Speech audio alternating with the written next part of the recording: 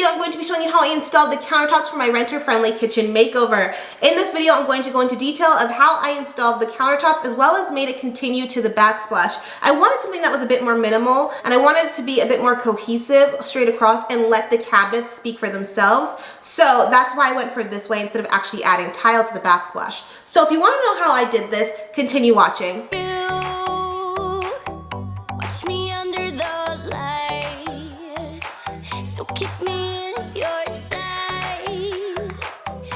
Okay, so I have two giant rolls. I actually used these in my apartment because when I say I loved this brand, I loved them. And I couldn't find anyone else that made a long enough one. It usually was like 17 inches, 24 inches, maybe the longest, but none of them are really, really long. So I stuck with this so I don't have to have multiple cuts. You want to limit the amount of cuts you have in your countertops because it prevents from water, it makes looks more seamless. Honestly, it's just a lot better if you can just have a roll that matches the width that you are trying to stick it on.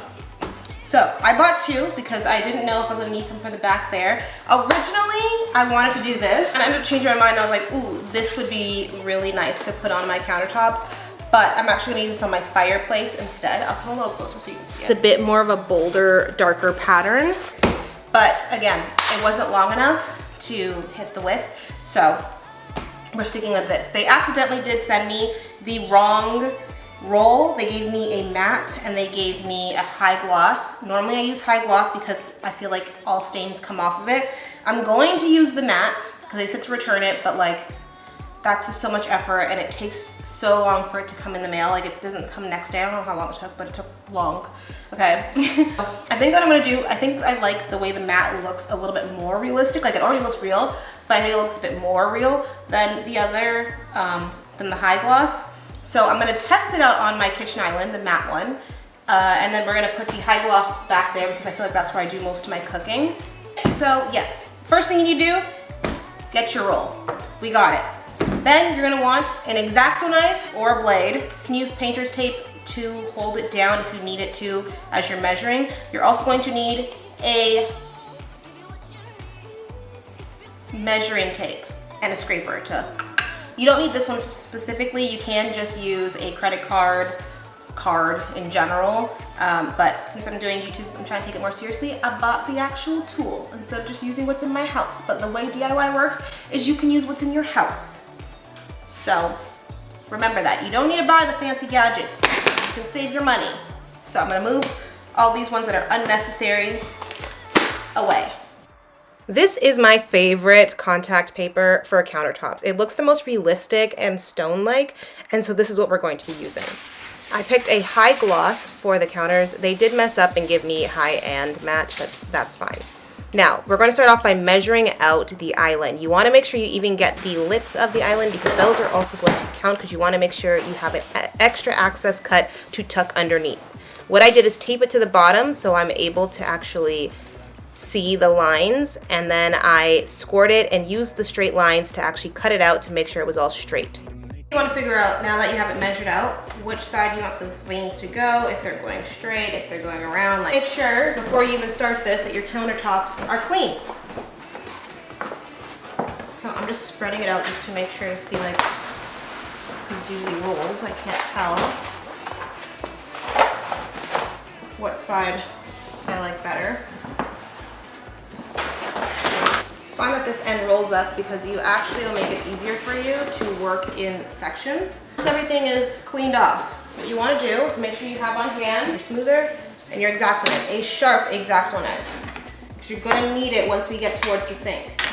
Honestly, I'm kind of worried because I've never had a water spout before, so this might get in my way when it comes to me measuring and trying to get everything through, and I don't think I can. I'm going to see if I can unscrew it. If I can't, then I'm going to try to work around it. But like this here, I can work with. But this part, I'm gonna have some difficulties.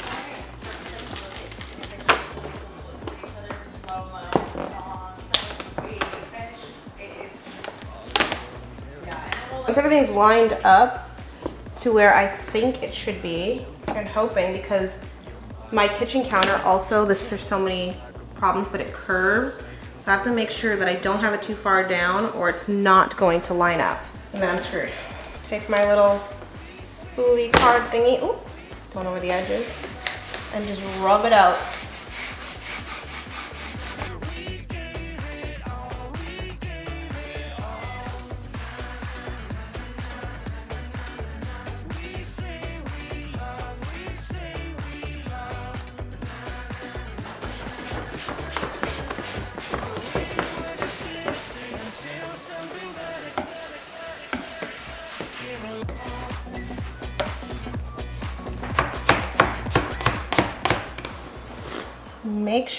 Now it's time to work around the sink. This is the part where you want to make sure you are being very precise with your knife and cut along the sink bowl.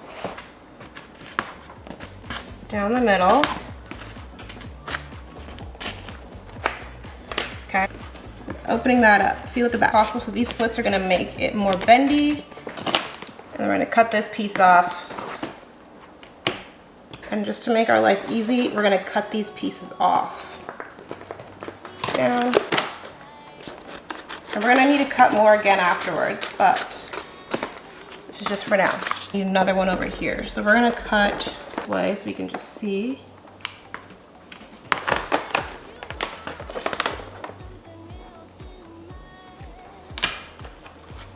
Okay. When we pull it up, you'll see it's an opening, basically. Not a perfect opening, but an opening. We're going to want to work also to get out these air bubbles. And we're going to do one more cut actually. The sink stops here. We're going to go over here.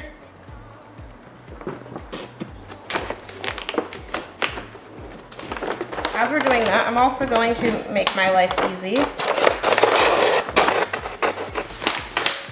and stick this back down so when I'm working on one side, I'm not messing up.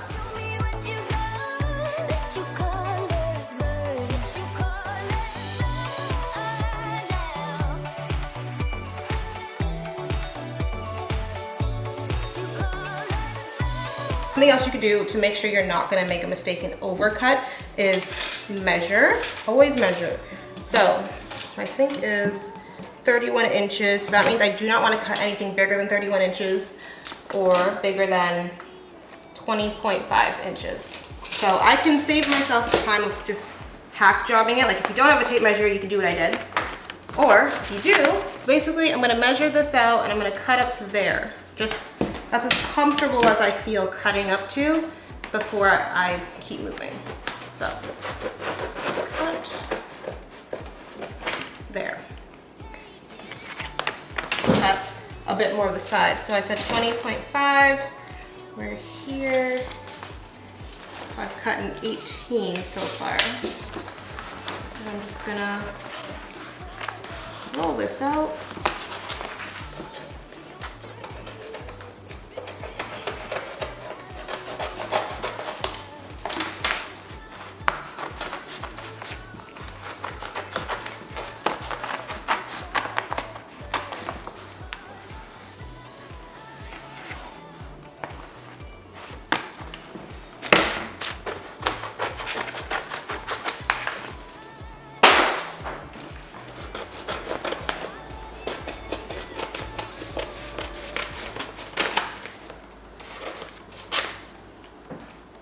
Okay, so that's cut off.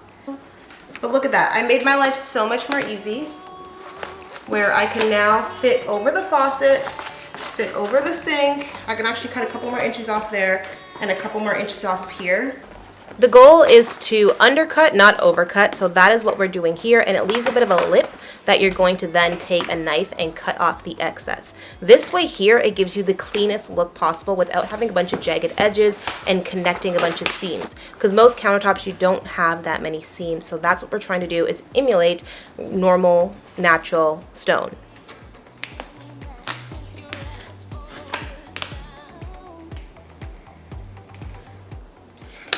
And then for the edges, you're going to take your blow dryer and you're going to use that to work the edges and the corners. This is going to help you fold it and make it the most seamless. And then you're going to tuck the rest underneath.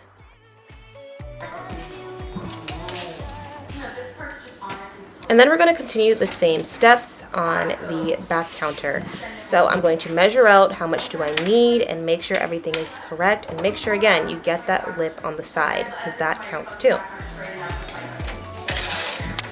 Once I have my number, I'm going to bring the roll to my table and measure out how much you need and cut it out. I love this paper because you have the guidelines to cut a straight line. There's nothing worse than when it's jagged and you're guessing. Then I'm going to stretch it out and make sure everything is lined up correctly. This one here is a bit different because there is a seam naturally in my countertop. So what I'm going to do is stick it down and roll it out and smooth it out, and then I'm going to cut out diagonally the seam to connect the paper. So it's not being a square, it's going to be more of a triangle and meet in the middle. But right now I'm just working it out, make sure there's no air bubbles. I like the high gloss because that to me seems like stone. You can get a matte one that won't reflect a lot of light, but I like the light bouncing off of it because I think that helps with sunny out. Now this is the part where we're going to cut off this part here. I tried using my straight edge, but it wasn't long enough. I wanted to make sure the line was continuous, so that's why I grabbed a piece of wood that reached all the way across and then pulled it off the counter. Now here I'm just tucking it into the stove. You could just move your stove and make your life easier, but I didn't. And then we're going to continue on the other side. And what I tried to do is keep the paper connected this time, so it was easier to cut off. Then you'll see you have this great seamless looking counter, and then we're going to move on to the smaller portion. And again, just work it in. This is honestly the easiest part of the DIY, is putting on the contact paper. Now for the backsplash, it's a bit different. You want to make sure you remove all of your outlets. This was a bit of trial and error because I did have tile in the back. I thought I could just put it on, but then you could see all the bumps and grooves in it, and I did not like that. So what I did, similar to my cabinets, is I got construction paper and put it on the back. I used a double-sided sticky tape, and then I stuck construction paper on the back, so then it helped make a smoother line, helped create a smoother background.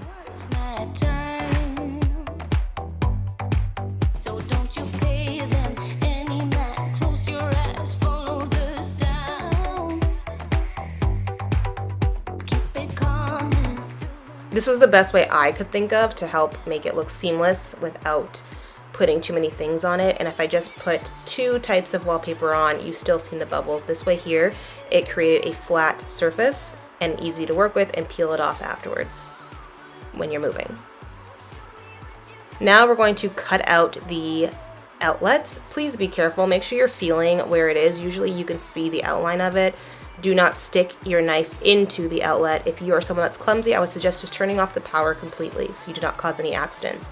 I use tape just to hold the seams together, and then I put the paper over it.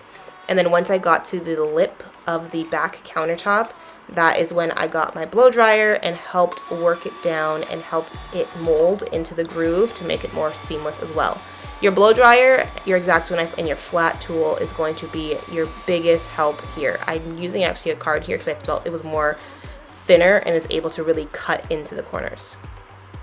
And then I went in with a larger one that kind of helped get more of the surface area. This whole DIY is just about patience. It's honestly one of the easier tasks and one of the fun tasks to do, but you just have to be patient to make sure you aren't going to mess up your cuts. Now, this is before, and let's see the after.